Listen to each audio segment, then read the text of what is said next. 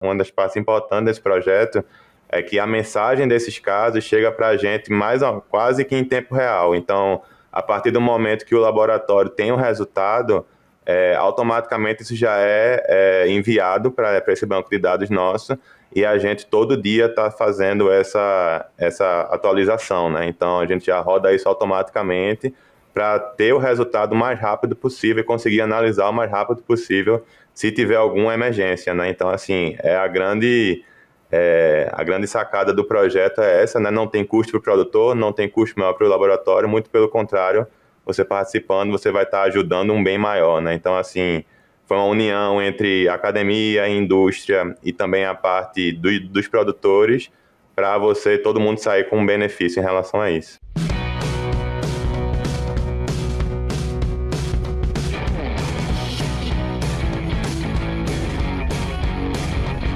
Olá, sejam todos muito bem-vindos para mais uma edição do nosso SuinoCast. O meu nome é Guilherme Brant, eu sou veterinário e host do programa, e hoje nós temos um convidado muito especial, meu xará, Guilherme Arruda César, falando dos Estados Unidos. Guilherme, seja muito bem-vindo. Eu sempre falo que o nosso programa é um programa dinâmico, um programa democrático, aberto, né? Estamos falando à distância aí, e a gente tenta pegar uma gama bastante grande dos nossos ouvintes, da nossa audiência, vamos dizer assim. Quem que a gente considera, né?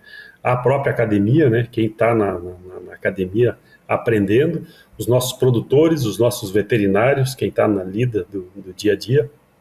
E eu sempre gosto de chamar a atenção para outros públicos, né?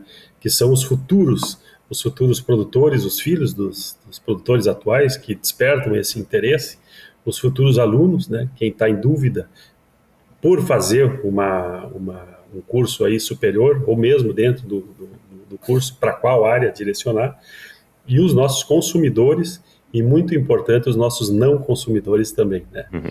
Então, Guilherme, seja muito bem-vindo, fica muito bem à vontade aqui para a gente conversar. Então, o Guilherme, ele é veterinário, formado pela Federal Rural do Pernambuco, né? Uhum. Com mestrado também na mesma universidade, um mestrado na Iowa University, e hoje fazendo o doutorado na mesma universidade. Essa é a apresentação formal do Guilherme, né? Guilherme, eu gostaria de saber quem que é o Guilherme pelo próprio Guilherme, né? Da onde veio. O pessoal já vai descobrir aqui que vai ser uma briga de sotaque aqui, né? O Sul contra... O Sul não, o Sul a favor do Nordeste, né? Um pernambucano e um gaúcho, acho que tu é pernambucano, né? E um gaúcho falando.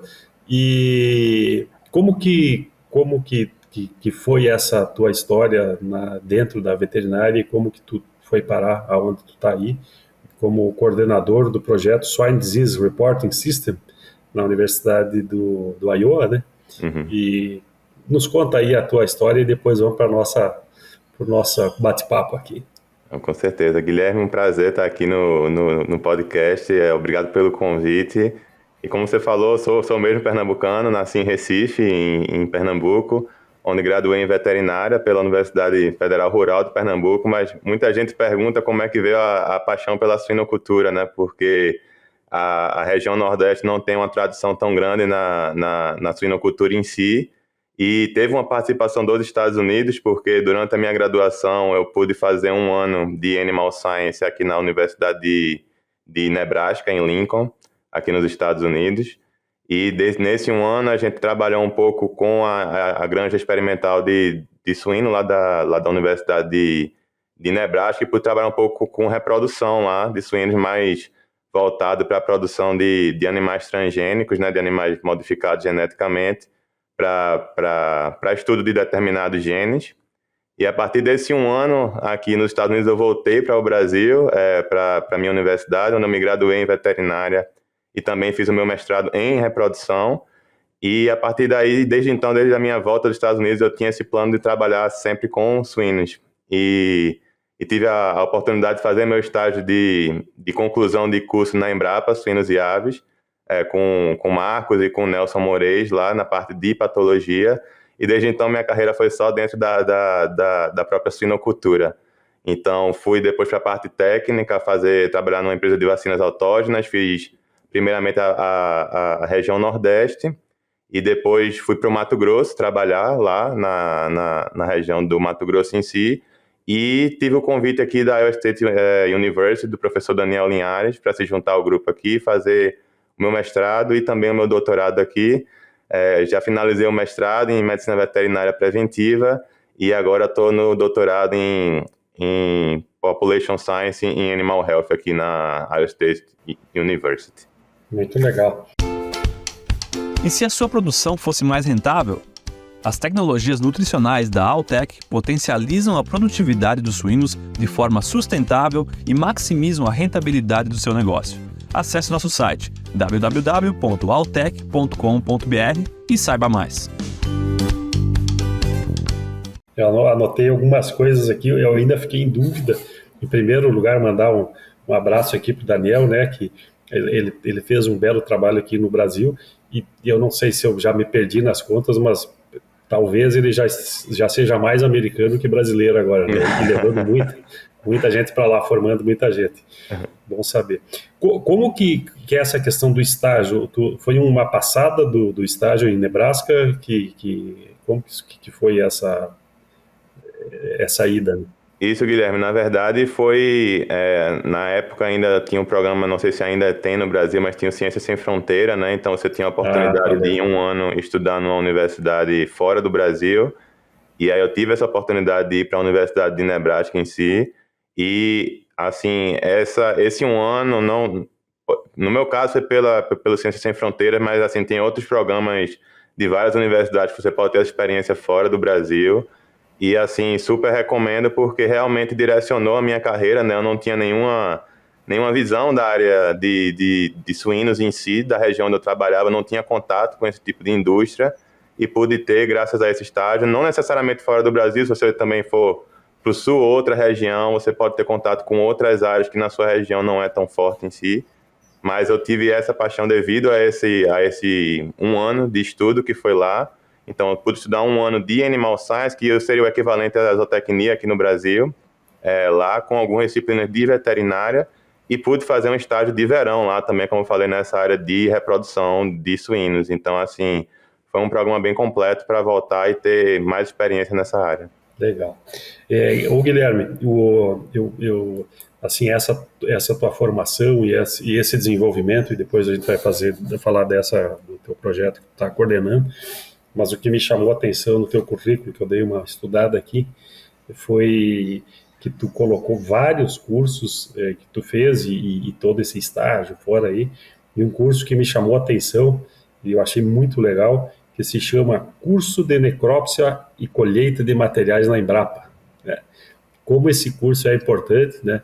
Eu não sei em que fase da tua carreira, tu falou que tu passou pela Embrapa, não sei em que fase da carreira que era, mas como é importante esse curso, e eu tenho certeza que ele fez parte da carreira de muitos profissionais aí da veterinária, então é legal chamar a atenção disso, que às vezes um curso, como alguns cursos marcam a nossa vida, e acho que esse marcou, porque tu fez questão de colocar lá no teu perfil do LinkedIn, né?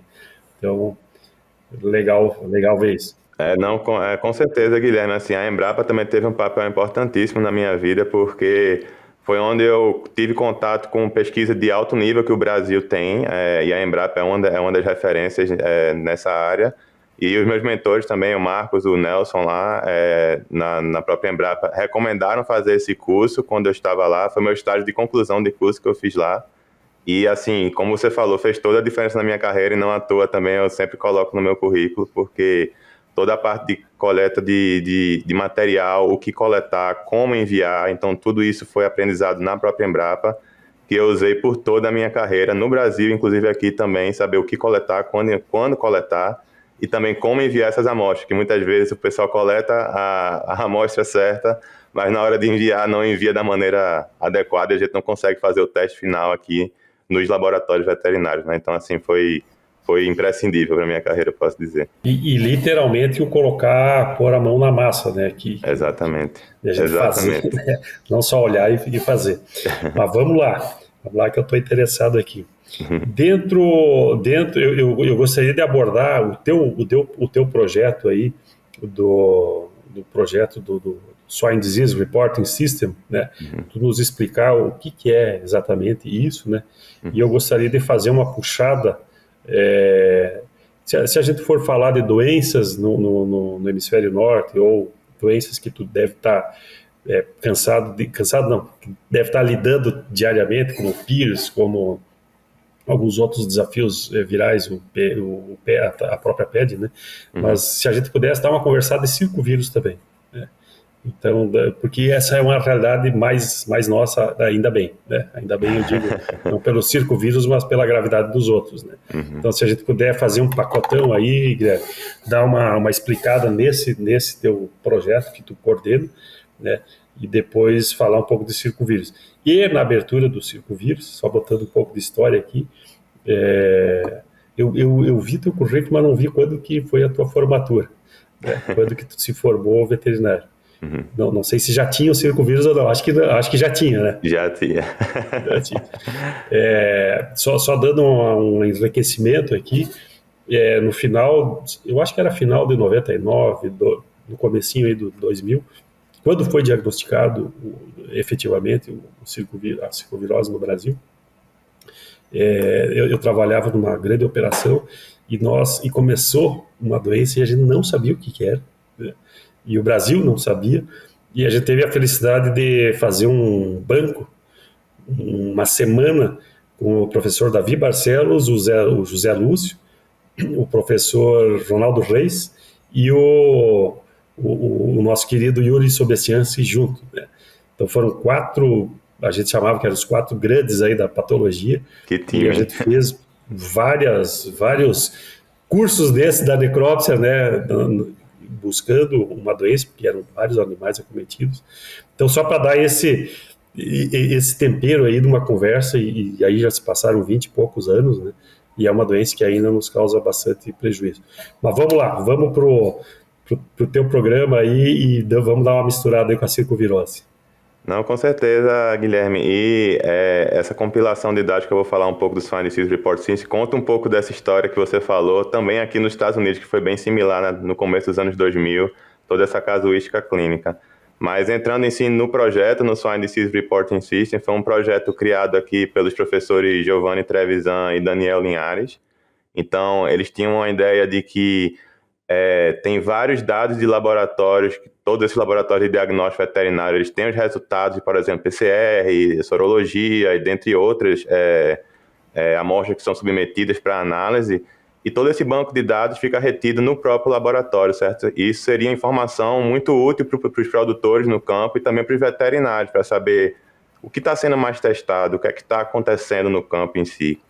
Então, a ideia deles foi realmente compilar todos esses dados, no caso do Swine Disease Report System, de PCR, que são submetidos aos laboratórios veterinários aqui nos Estados Unidos, e a partir daí fazer análises, alguns algoritmos por trás disso, e também análise descritiva do que está acontecendo no campo em termos de quantidade de testes que são positivos por mês, por semana, e até fazer algumas predições também para alguns patógenos que têm realmente uma sazonalidade. Então, o produtor consegue olhar num relatório desse que a gente faz, ou também nos dashboards que a gente tem online, e saber qual é o mês que, por exemplo, ele tem uma casuística maior de PIRS, ou de influenza, ou de PCV2. Então, ele consegue se preparar para aquele mês específico por isso. Então, indo um pouco no que está por trás, né, desse projeto, é simplesmente um acordo de vários laboratórios veterinários, né? Então, aqui, no caso, no projeto hoje, a gente tem 6 laboratórios que eles compartilham os dados com essa central nossa aqui do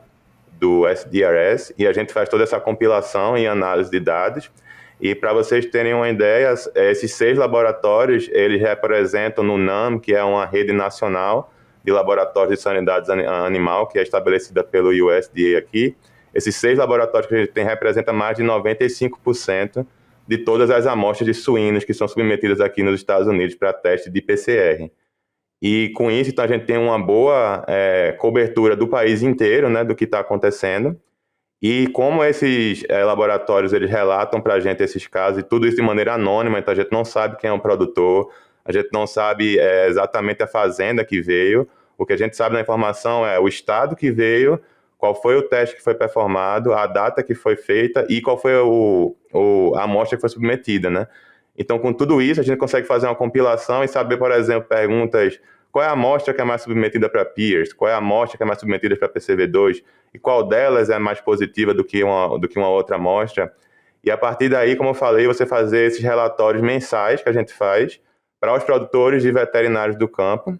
E além dessa informação, tem um aspecto muito importante desse projeto, que para mim é a grande sacada de você fazer essa extensão, é que a gente tem um grupo, um conselho, que é feito por veterinários e produtores dos maiores sistemas de produção aqui dos Estados Unidos, e eles comentam em cima desse relatório. Então, por exemplo, se a gente, nessa monitoria nossa, teve um achado que uma quantidade de casos positivos para PCV2, por exemplo, que a gente vai falar um pouco mais tarde, está acima do normal para aquela específica parte do ano, a gente roda essa informação com esse conselho e esse conselho devolve uma informação para a gente interpretando esse resultado. Por um exemplo, Guilherme, não, teve uma cepa específica de PCV2 que está aqui no campo agora e está afetando nossa casuística clínica, e é por isso que a gente está tendo mais amostras positivas. Então, com isso, a gente compila toda essa informação do conselho, mais os dados de diagnóstico, e com isso a gente faz um relatório final com tudo isso, toda essa informação gerada para os produtores e para os veterinários aqui dos Estados Unidos. Então, funciona como o que a gente chama de benchmark, né, para saber como é que estão os testes e se ele está acima ou abaixo do esperado para aquela específica parte do ano. Deixa eu te perguntar aqui, eu fiquei em dúvida. Quando tu fala que 95% das amostras vocês cobrem, vamos dizer assim, 95% das amostras, nós estamos falando em 95% do plantel? Seria mais ou menos essa a conta? Ou de quem manda, né? Não necessariamente, Guilherme, assim, poderia fazer essa conta, mas isso são das amostras que são submetidas nessa rede de laboratórios, né, que são que é do USDA. Então, assim, são laboratórios estaduais, laboratórios de universidade. Então, assim, ele realmente tem a maioria da quantidade de amostras dos maiores sistemas de produção, mas ainda assim existem sistemas de produção que têm testes internos, né, que tem o próprio laboratório de diagnóstico, ou testam em algum outro laboratório que não é credenciado nessa rede específica, então, ou que não está incluído nos laboratórios que a gente hoje em dia coleta esse material.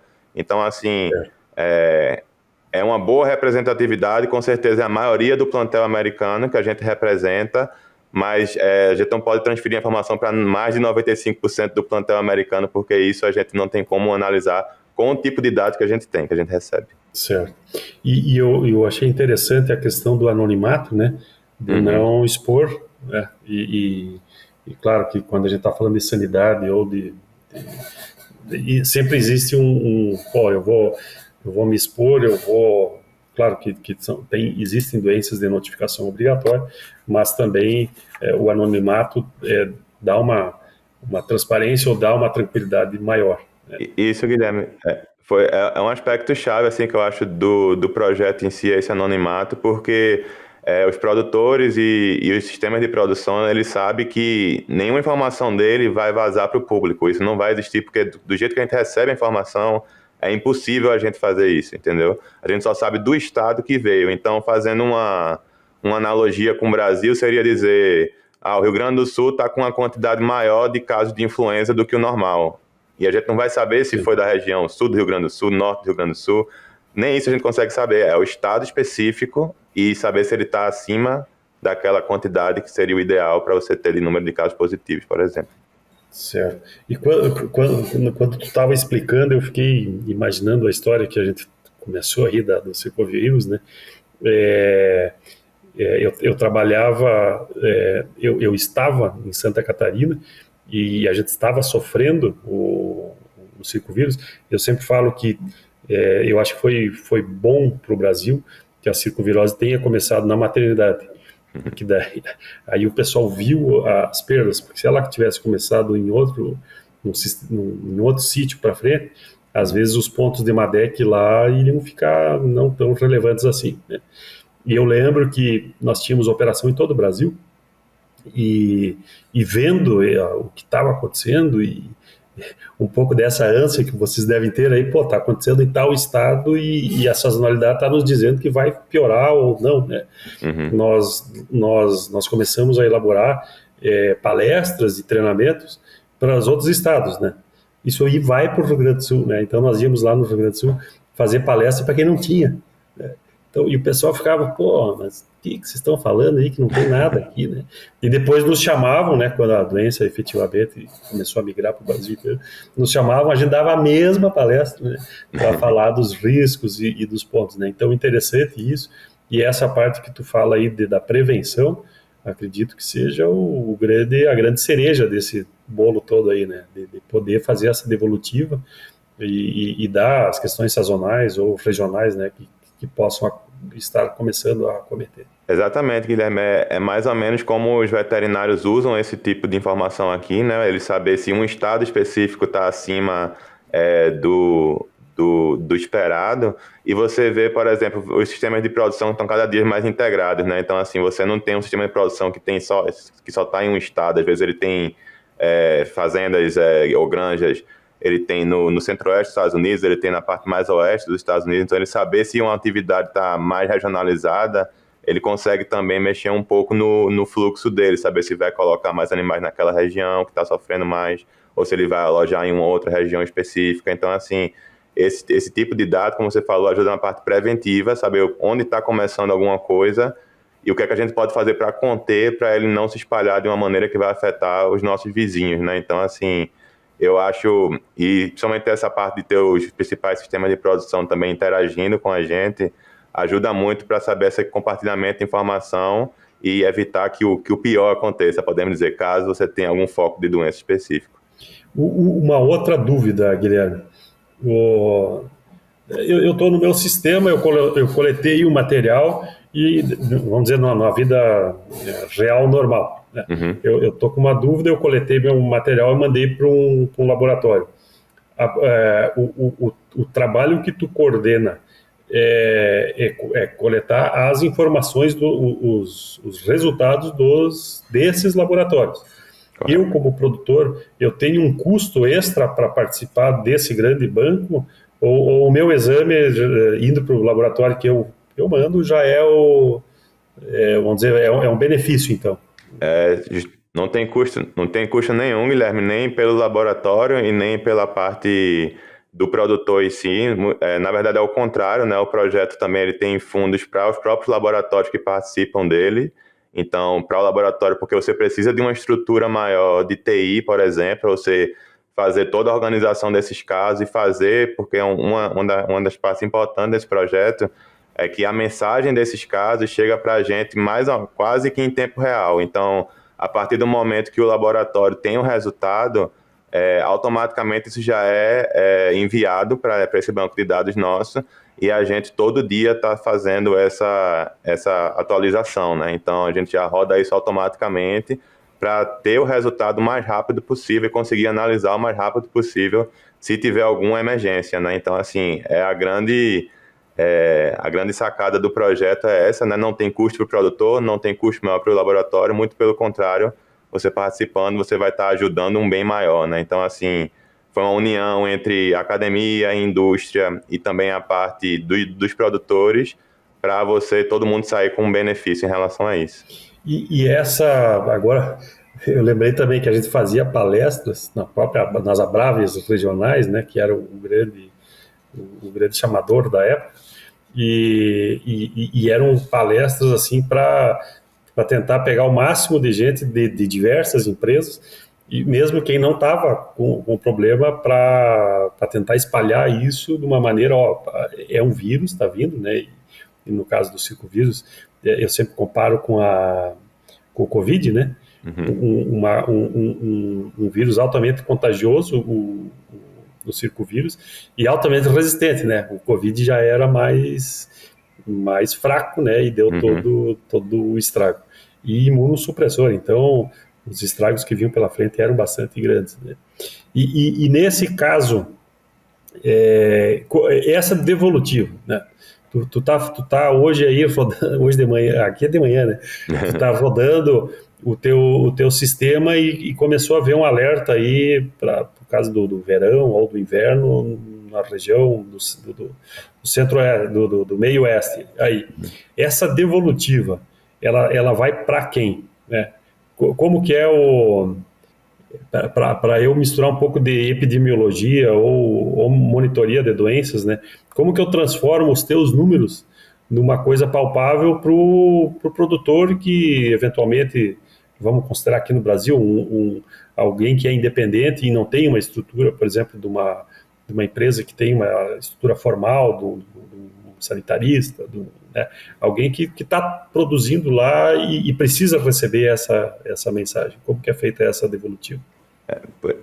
Tem vários canais, Guilherme, que a gente tenta usar para chegar ao produtor, né? Primeiramente, o projeto também tem uma participação do SHIC, que é quem financia o projeto, que é o Swine Health Information Center, que ele já é responsável por toda essa comunicação com os produtores e o sistema de produção também. Então, ele é o site principal, que ele tem todos esses reports nossos em PDF, né? Todos esses relatórios. E, além disso, a gente vai por outras mídias também. A gente grava também um podcast mensal, né, com essas principais informações, e também tenta chegar lá no produtor. E também, através de vídeos, no próprio YouTube, a gente tem também um canal para fazer falar sobre o relatório, o que está acontecendo mensalmente. Mas, no caso específico que você falou, quando tem uma emergência em si, algo que você, cara, isso aqui está fora do comum.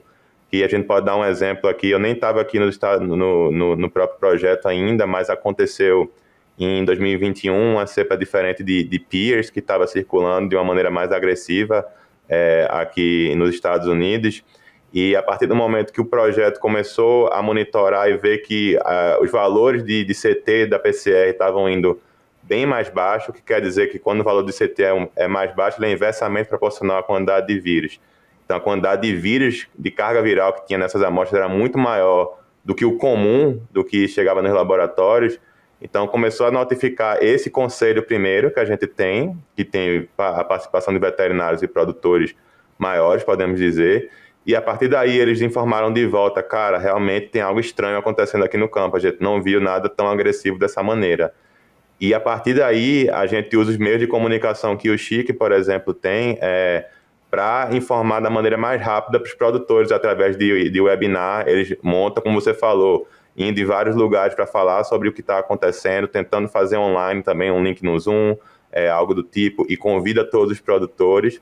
E os extensionistas, que também, vários deles recebem essas notificações do projeto. A universidade que tem pessoal que trabalha com extensão, eles recebem essa informação também e eles conseguem disseminar para os produtores de uma maneira mais rápida. Então, é o jeito que a gente tem de tentar chegar o mais rápido possível no produtor. Mas, como você falou, às vezes tem um ou outro que não vai conseguir chegar nessa informação. A gente tenta vários canais para tentar atingir o máximo de pessoas possíveis. Certo. E uma pergunta agora para o Guilherme, mais fora do laboratório, mais pé dentro da granja. Uhum. Agora, vou fazer tentar fazer um trocadilho aqui. 20 pontos de MADEC depois de 20 anos. Porque os pontos de MADEC foram lá por 2000, né? Então, foram um pouco mais de 20 anos aí. São super atuais ainda, né? E o que a gente colocaria ou o que a gente tiraria dos 20 pontos aí, Guilherme? Bate pronto.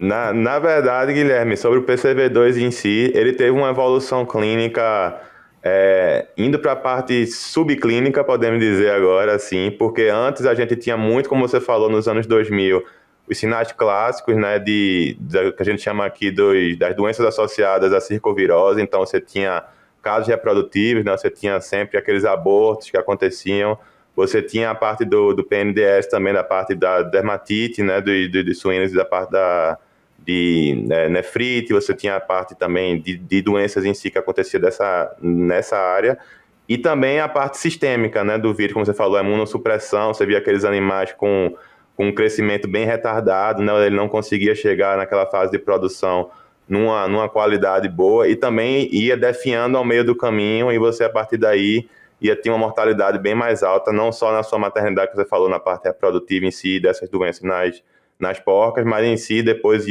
durante a creche e terminação, você também ia vendo esses sinais acontecendo.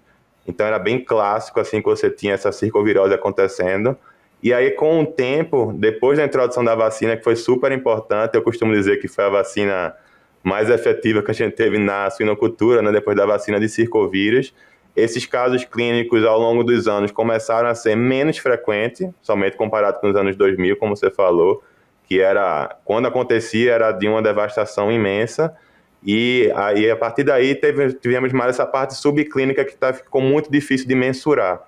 Então, você vê até aqui nos Estados Unidos também, é muito difícil o pessoal dizer, qual é o custo da circovirose para a minha granja? Porque às vezes ela está lá subclínica, você nem vê o que está acontecendo, roubando um pouco do seu ganho diário de peso dos animais, você vê um pouco de alguma parte do seu plantel assim lá na creche definhando, mas assim, quando você vai contabilizar isso de uma maneira econômica, ainda é muito difícil de fazer comparado com essa parte clínica que a gente teve antes. E aí, fazendo um paralelo com essa parte do projeto, Guilherme, é impressionante que a gente conseguiu compilar quando a gente adicionou o circovírus, que não era parte do projeto antes, a gente teve a oportunidade de adicionar no ano passado, a gente pegou todos os dados históricos desses laboratórios, desde 2001 até agora, todos os dados de PCR que foram submetidos neles durante todo esse tempo.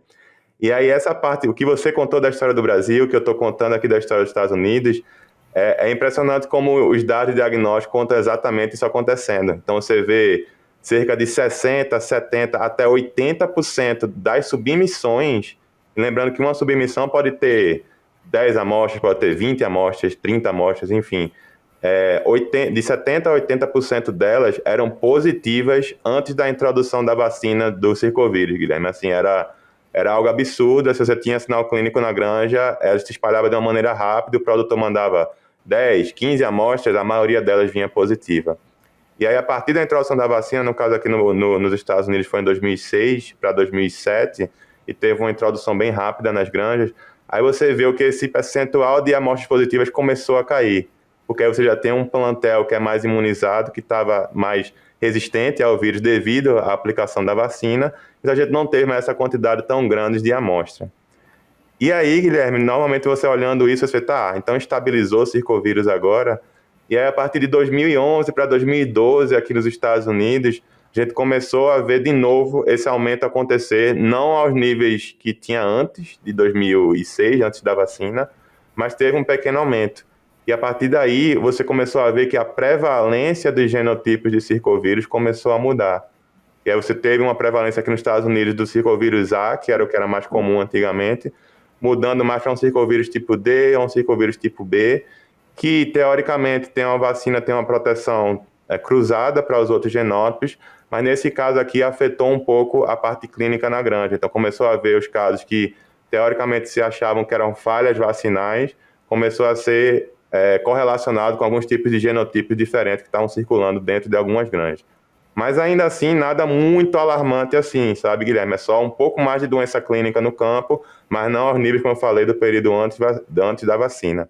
Certo. E aí um dado importante, quando a gente analisou também esses dados, foi 2018 para cá, que aí teve um tipo de amostra que não é muito utilizado no Brasil, porque a gente não tem, graças a Deus, PIRS circulando no Brasil, mas aqui a gente usa muito fluidos de processamento, que é uma amostra que é feita a partir da castração dos animais. Então, quando você vai lá na maternidade fazer o dia de castração em si, eles colocam todos os testículos desses animais, por exemplo, num tipo de ziplock, podemos dizer assim, que ele tem... que você coloca essas amostras e esse fluido dos testículos misturado com esse sangue dos animais em si, ele precipita lá nesse plástico específico, e aí você transfere para um tubo de laboratório, um tubo Falcon de 50 ml, de maneira bem simples e submete nos laboratórios veterinários aqui. Então isso é muito utilizado hoje em dia para PIRS, para você fazer a monitoria dentro da sua maternidade e saber se o vírus está circulando lá dentro ou não. Tem uma sensitividade bem alta para PIRS, e aí acabou se descobrindo que também tem uma sensitividade muito alta para circovírus. E aí os produtores daqui, os veterinários, começaram já estou submetendo a minha amostra para PIRS daqui para testar, vamos submeter também para circovírus e fazer uma monitoria através desses fluidos de processamento. E é impressionante como isso impactou a detecção dentro da maternidade, o que não quer dizer doença clínica. Lembrando que a detecção via PCR, a gente está amplificando o material genético do vírus, mas não necessariamente o vírus ele está causando doença clínica dentro da sua maternidade. Mas, quando a gente compila esses dados, uma PCR positiva ainda é uma PCR positiva. Então, afetou a quantidade de casos positivos que a gente tem dentro das maternidades hoje aqui dos Estados Unidos, devido a essa amostra submetida. Interessante. Interessante também o modo de coleta, né? Exatamente, Guilherme. E assim, simples, né? E aí sobre o fluido de processamento em si, aí vem a pergunta, né? Porque tem a submissão, tem essa monitoria, mas a gente está na fase agora de entender o que é que esse resultado positivo quer dizer para mim. Porque, beleza, a gente é positivo para circovírus na minha maternidade, mas quer dizer que o vírus está circulando ali dentro? Quer dizer que ele está no meio ambiente? Então, quando a gente está no processo de castração em si, está pegando essas amostras positivas? Então, isso ainda é uma parte de pesquisa que está sendo desenvolvida aqui nos Estados Unidos para entender um pouco mais sobre como utilizar essa informação em relação ao que está acontecendo dentro da minha granja. Então, só para passar um pouco para o pessoal, os produtores aqui usam de uma maneira, e os veterinários, eles usam de uma maneira avaliando essa parte que eu disse dos valores de CT dessa PCR. Como eu falei, quanto menor o valor de CT, que são os ciclos que a PCR tem para rodar e atingir um limiar, maior essa carga viral que tem na amostra. Então, ainda assim, não tendo tantas comprovações científicas ainda, mas o pessoal faz uma correlação entre o valor desse CT, nesse meu fluido de processamento, e aí saber se tem uma carga viral muito alta circulando dentro da minha maternidade, o que poderia dizer um sinal de instabilidade, né? Então, seria as minhas porcas, as minhas matrizes aqui estão excretando o vírus de uma maneira muito alta e é por isso que está infectando os meus leitões tão cedo, podemos dizer. Estou com a minha cabeça funcionando aqui, mas eu não fui sanitarista e talvez vou te fazer uma pergunta aqui que, vamos lá, a pergunta é para ser feita, né? Para quem está com a imunocastração, o que seria como é que é o nome? É fluido?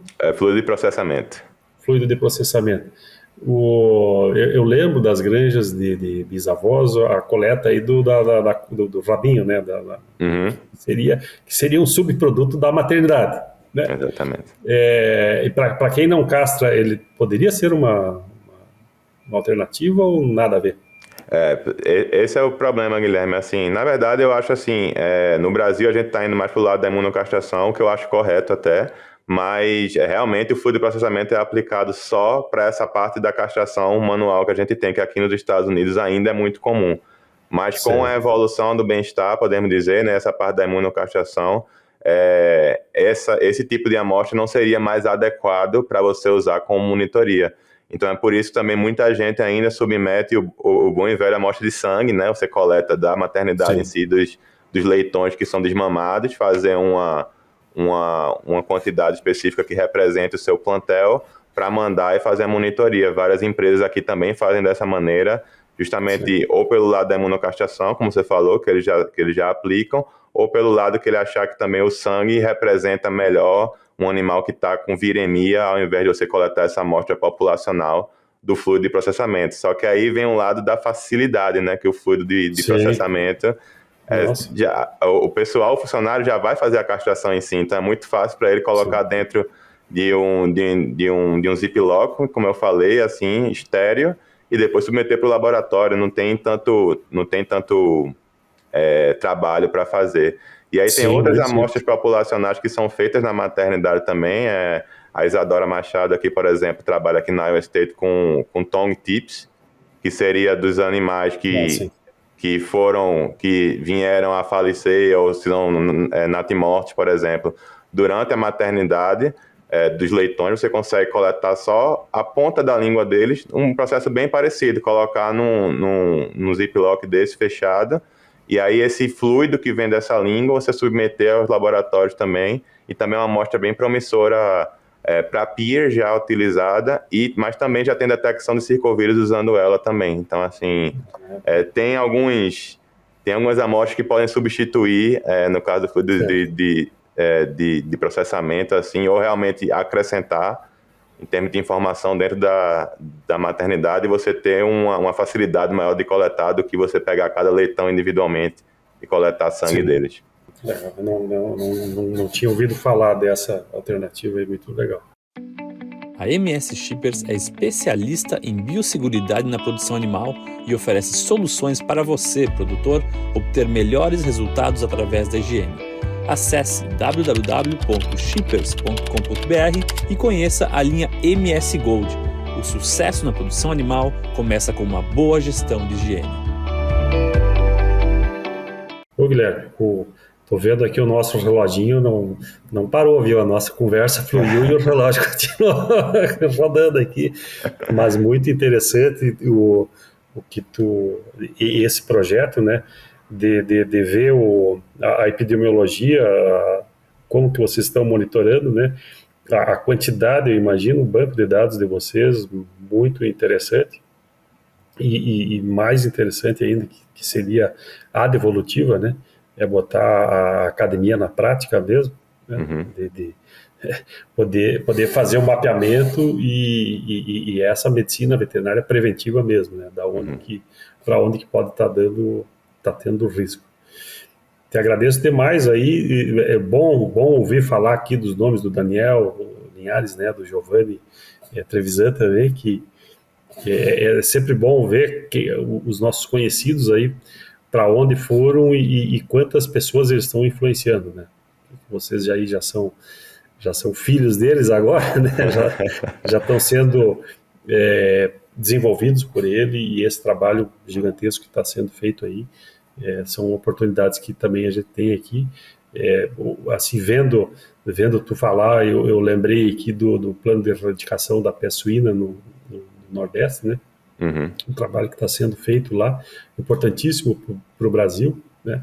De uma doença mais, vamos dizer assim, com um risco econômico que a gente nem tem noção, por bloqueio mesmo a gente tem a noção pelo que o Brasil pode representar como oportunidade de negócio, mas eu lembro que quando a China anunciou a peste suína, o pessoal vibrou no Brasil. Eu falei, pessoal, é uma boa notícia, é uma ótima oportunidade, mas olha o ensinamento que a gente tem que ter, né? São mercados que se fecham e que se abrem, né? Vamos ficar naquele que abre, né? A oportunidade, a abertura. Então, só lembrar aí o projeto de erradicação lá também, bastante interessante, né? Que está sendo feito. E falando aí com epidemiologistas, com o pessoal de sanidade, é bom relembrar isso aí, né? Não, exatamente, Guilherme. Assim, eu acho que a região Nordeste também tem um potencial enorme para a suinocultura. Infelizmente tem essa barreira sanitária, como você falou ainda, da peste suína, mas o projeto vai avançando de erradicação, né? Vi minha colega Ana Paula falando aqui também sobre isso. Tive a oportunidade de falar com a Charlize também, quando estava aí no Brasil ano passado. E assim, ver como a evolução do projeto está indo, começando lá em Alagoas. E se Deus quiser, vamos ver se a gente consegue erradicar isso, porque aí o Brasil já tem um potencial muito grande na suinocultura, e tendo todo o território livre, eu acho que a expansão da suinocultura vai ser ainda maior, e eu acho que a gente já é um dos grandes players assim, no mundo, mas se tornar realmente a maior potência na parte de suinocultura em si. Legal. Guilherme, obrigado aí por falar contigo. Uma pergunta fora da técnica aqui. Tu tá aí nos Estados Unidos, tá mergulhado num doutorado, tá mergulhado em coordenar projetos aí, fora dessa parte do trabalho, a parte de lazer aí, a parte mais social. O que tu tem feito, aonde que tu tá botando a tua energia aí para poder voltar para o trabalho e trabalhar de uma maneira produtiva? Guilherme, são muitas coisas assim. Eu sou um cara que gosta muito de natureza em si, infelizmente no inverno é mais complicado. A gente está entrando no inverno agora, então é mais complicado, mas eu sempre gosto de fazer caminhadas pelos parques aqui dos Estados Unidos, né? A gente tem vários parques que tem uma área verde bem, bem grande. Eu fazia isso muito no Brasil também, no próprio Mato Grosso, quando estava trabalhando. Era a minha maneira de desestressar, de me conectar comigo mesmo, ir para uma área mais que tenha mais natureza, podemos dizer, fazer uma caminhada e refletir um pouco assim sobre a semana, sobre o dia. Então, assim, é algo que eu gosto muito de fazer. E a outra parte é esporte, eu sempre gostei de esporte em si. E aqui a gente sempre dá um jeito, né? Não tem muita gente que joga futebol, por exemplo, mas a gente dá um jeito de reunir a brasileirada aqui ou as outras pessoas que também são fãs de futebol, enfim, e jogar uma vez ou outra aqui na semana é sempre bom, né? A gente sempre tinha no Brasil isso, até em Granja a gente fazia, às vezes ia fazer uma visita, no final do dia tinha um futebol lá, então assim, é algo que eu gosto muito para desestressar aqui, a parte de esporte, também a parte de caminhada em si, em parques, na parte de natureza em si. Legal. Obrigado, Guilherme. Estamos encerrando aqui a nossa conversa, uma conversa bastante produtiva, né? Descobrindo e conhecendo um pouco mais aí da realidade de uma agregação e análise de dados de monitoramento epidemiológico e monitoramento de doenças de risco, né, nos Estados Unidos, e essa agregação aí de informações numa centralização dos exames laboratoriais e essa devolutiva, que é mais importante de tudo isso, né? A devolutiva para quem está lá dentro da granja, dentro de uma operação, saber da questão sazonal ou regional, daquilo que pode estar se desenhando para dentro da sua granja. E também falamos aí de métodos e alternativas para coleta de material bastante importante, e relembramos aqui do velho curso da Embrapa. Guilherme, é um prazer falar contigo aqui. A gente fica num canal aberto. Continua aí teu projeto, nos dando informações, e se tu puder depois disponibilizar, eu acho que está muito fácil. Tu falou da operação daí do YouTube, dessa devolutiva, né? Para nós é importante conhecer e saber como que é feito essa rápida divulgação ou difusão daquilo que vocês estão produzindo. Muito obrigado e a gente se vê por aí. Não, muito obrigado, Guilherme. Só falar uma última frase também para vocês, né? Que assim, primeiro foi uma honra participar aqui do podcast, mas assim, eu acredito que tudo isso que a gente faz aqui, a gente também pode fazer no Brasil em si. Acho que a gente tem potencial para isso, também que é essa mensagem que eu queria deixar. E que assim, não é porque aqui nos Estados Unidos que algo acontece, é porque foi aqui nos Estados Unidos, a gente tem uma facilidade maior. Eu acredito que a gente pode fazer a mesma coisa no Brasil, compilar esses dados também e também gerar essa informação. Se todos nós, de novo, a parte da academia, da indústria, os produtores se unirem, eu acho que sempre faz a suinocultura mais forte. Então, acredito que a gente pode fazer essa mesma sacada que tem aqui, ser do mesmo jeito no Brasil, a gente pode fazer uma evolução nessa parte de compilação de dados de laboratório. Muito obrigado. Uma bela dica aí para a gente pensar em conjunto como suinocultura nacional de verdade, né? Um produto suíno Brasil, né? Independente de empresa. Obrigado, Guilherme. Grande abraço e a gente se vê por aí. Obrigado, Guilherme. Abraço.